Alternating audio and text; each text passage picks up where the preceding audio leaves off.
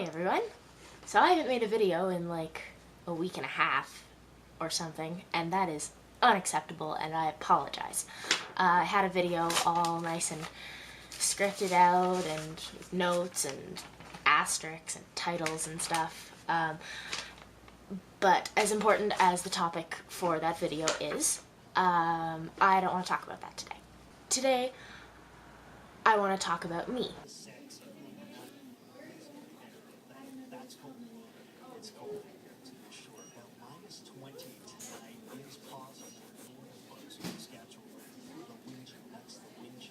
At the beginning of the project, I said that I'd be doing a little bit of a talk about how body image has personally affected me. So, story time! Woo! So I'm gonna base this little interview off of the questions that I was asking Astoria for her interview. So here we go. Okay, so the first question was, how old were you when you started thinking about your body image? I've been thinking about my body image pretty much as long as I can remember, but the moment that sticks out the most for me, two moments actually, one for my height and one for my weight. One was 2 years before I hit middle school, and middle school is when like we started doing school dances and stuff. And I remember talking to one of my friends about how excited we were about being like big kids middle school and being able to go to dances, and I was sort of terrified by the fact that I was taller than not only most of the girls but also most of the boys in my school.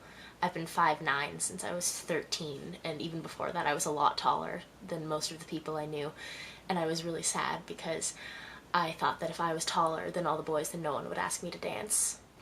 And for my weight, the first time I really thought about it was in grade 6, I think, or this is the first time I remember really thinking about it, and one of the boys in the year above me asked me how much I weigh, and I told him, and he was like, "Whoa, you weigh more than me!" And I was mortified, and I think I was really upset for the rest of the day, and apparently like the rest of my life, if I can still remember that.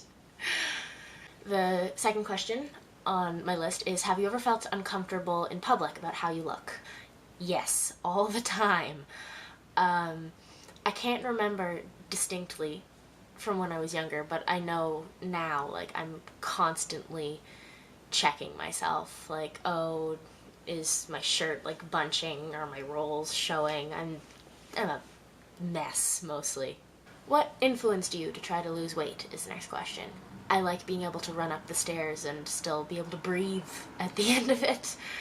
Last year, my mom was diagnosed with breast cancer, and I really wanted to do the Run for the Cure for her. And that sort of got my butt in gear as well. It didn't result in a huge amount of weight loss, and I didn't end up running the 5K, though it is my dream to do it this coming year.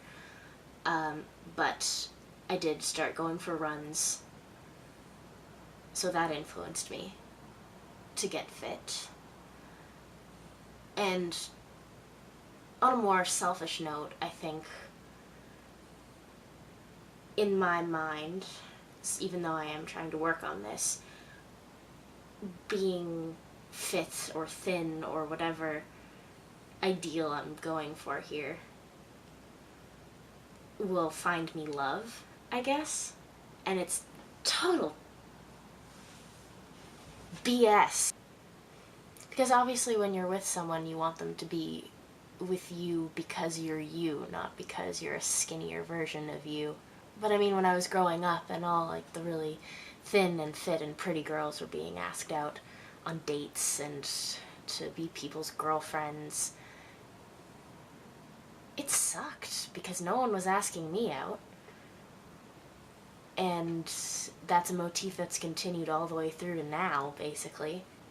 And even though I'm definitely trying to work on the, well, if I'm skinny, someone will love me mentality, because it's not accurate, a little part of me every time I like someone, or every time I want to be with someone, there's a little voice in the back of my head saying, well, maybe if you weren't so fat, they'd love you. And that's not a healthy way to think at all.